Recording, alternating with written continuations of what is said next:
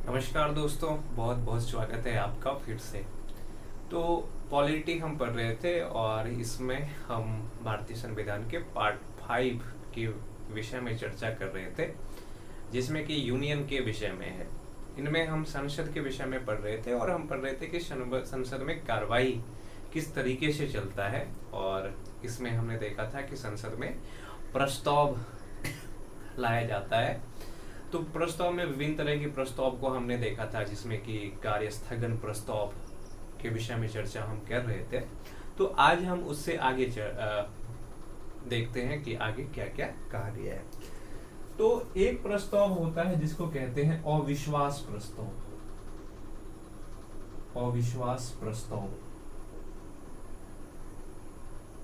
अविश्वास प्रस्ताव जिसको इंग्लिश में कहते हैं नॉन कॉन्फिडेंस मोशन या नो कॉन्फिडेंस मोशन।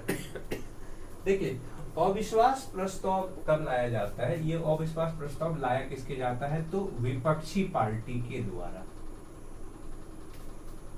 विपक्षी पार्टी के द्वारा।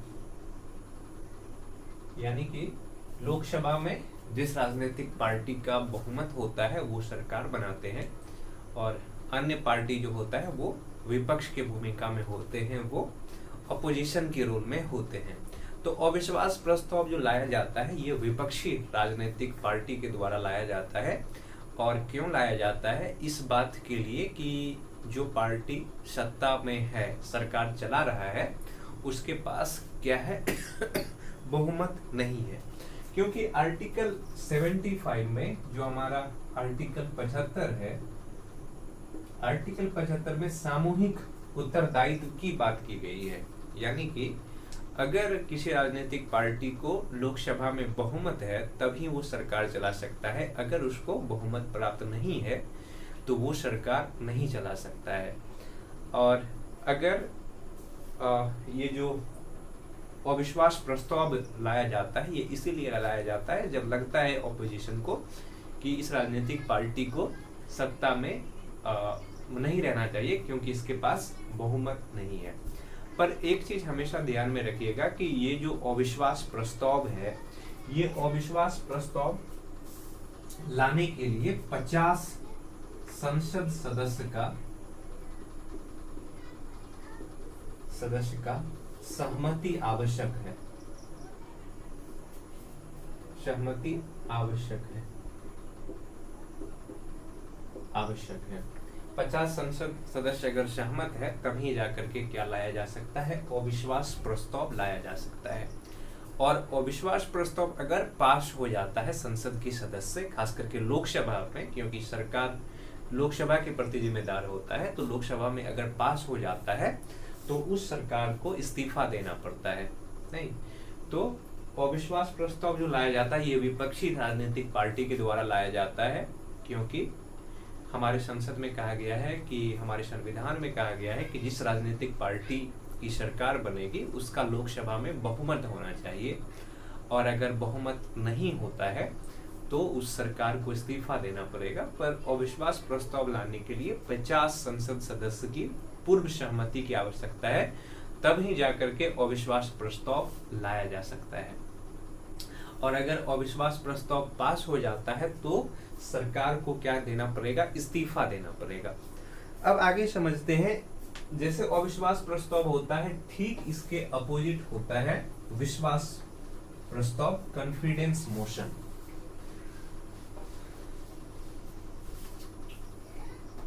विश्वास प्रस्ताव,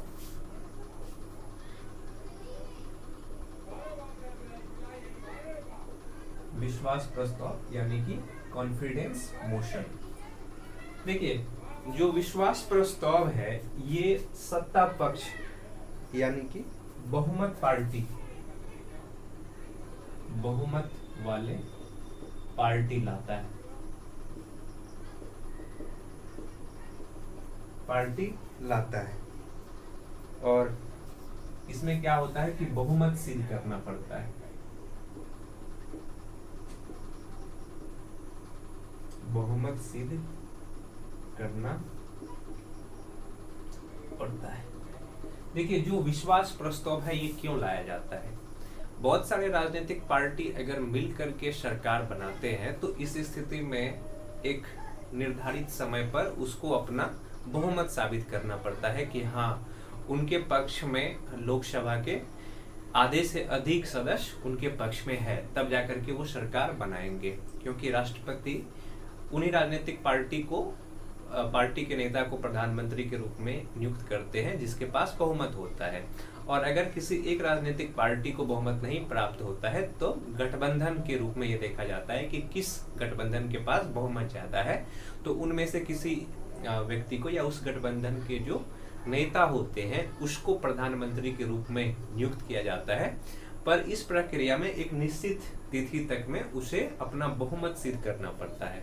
तो ये विश्वास प्रस्ताव जो होता है वो बहुमत वाले राजनीतिक पार्टी लाते हैं, और ये प्रस्ताव अगर संसद के सदस्य से पास हो जाता है तो उनकी सरकार बनी रहती है। किंतु अगर ये प्रस्ताव संसद के सदस्य से पास नहीं होता है, संसद के सदन से पास नहीं होता है, तो ऐसे स्थिति में उस राजनीतिक पार्टी को इस्तीफा देना पड़ता है।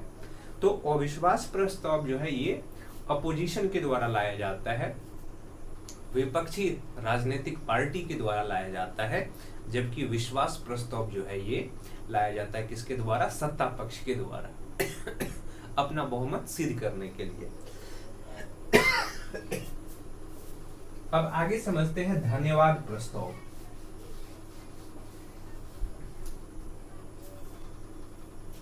धन्यवाद प्रस्ताव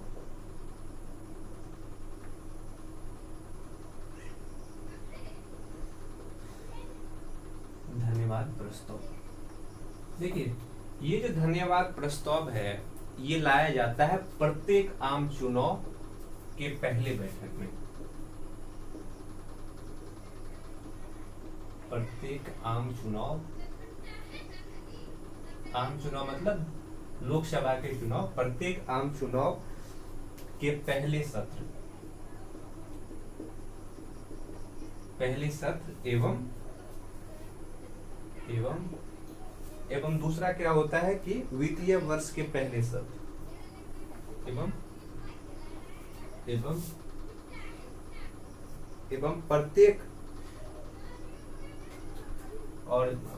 प्रत्येक आम चुनाव के पहले सत्र एवं प्रत्येक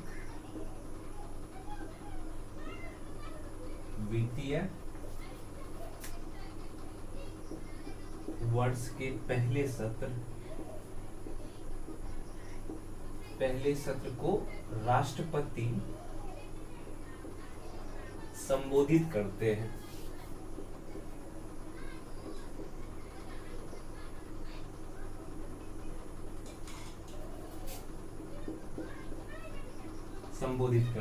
इसी को कहा जाता है धन्यवाद प्रस्ताव।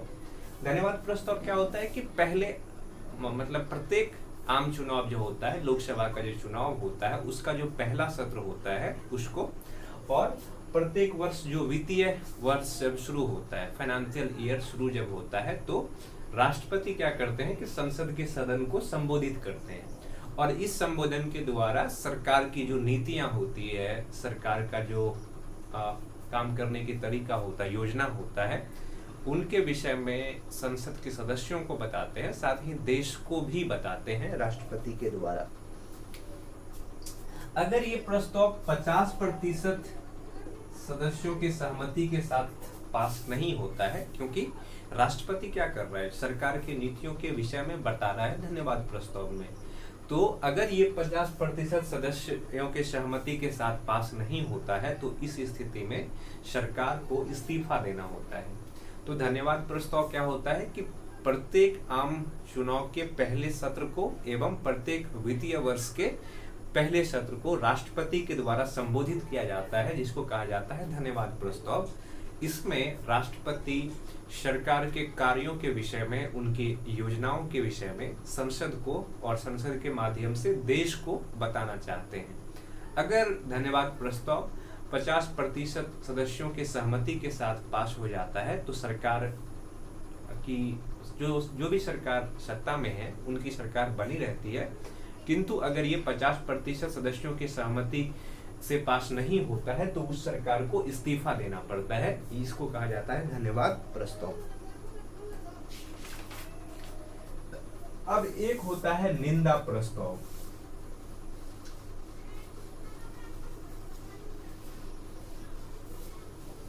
निंदा प्रस्ताव,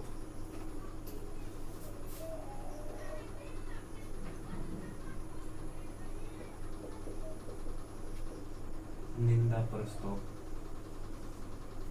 देखिए, जो निंदा प्रस्ताव होता है ये क्यों लाया जाता है? जब सरकार की कोई मंत्री ऐसे काम करते हैं, कोई ऐसे काम करते हैं और वो संसद को इसका जानकारी नहीं देते हैं, ये जो प्रस्ताव लाया जाता है मंत्री परिषद, मंत्री या मंत्री परिषद के विरुद्ध, मंत्री परिषद के विरुद्ध लाया जाता है कौन सा प्रस्ताव? तो निंदा प्रस्ताव। निंदा प्रस्ताव में क्या होता है कि अगर मंत्री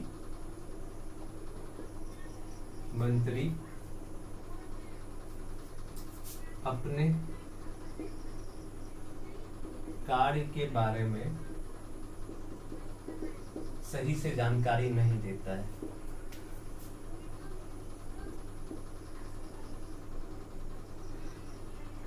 सही से जानकारी नहीं देता है,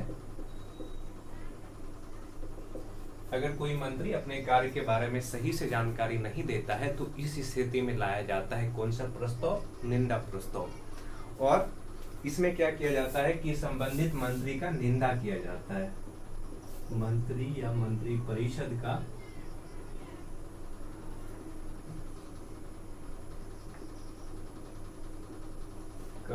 निंदा किया जाता है।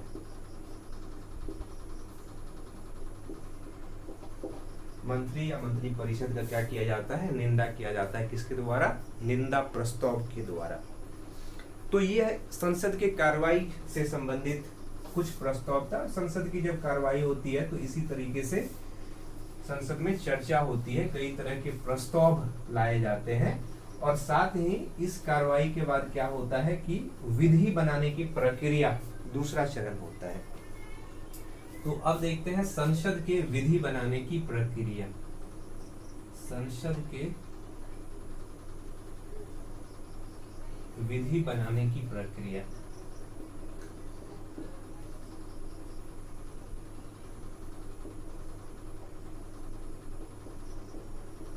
संसद के विधि बनाने की प्रक्रिया। देखिए, संसद के कई तरह के कामों में एक काम होता है संसद का क्या बनाना? विधि बनाना, एक्ट बनाना।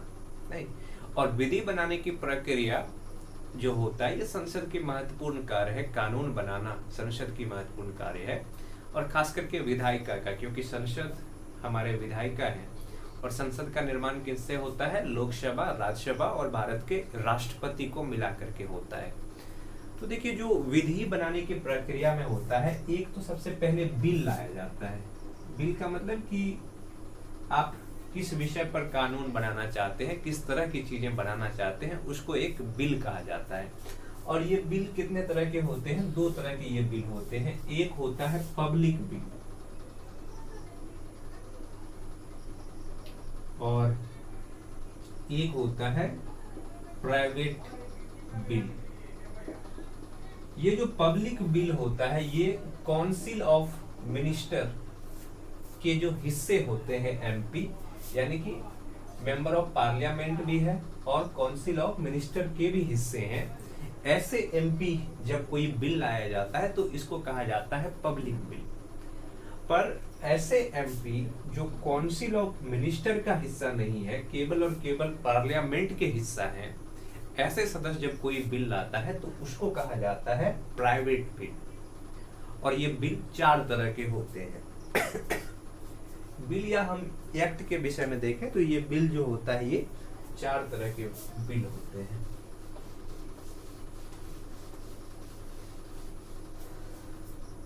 अगर हम इस विधेयक को देखें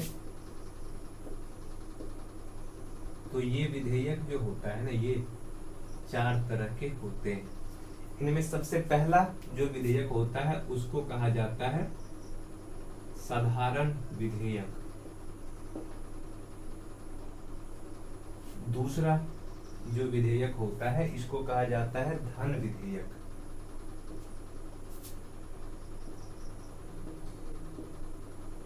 धन विधेयक। और तीसरा जो विधेयक होता है इसको कहा जाता है वित्त विधेयक। और चौथा जो विधेयक होता है इसको कहा जाता है संविधान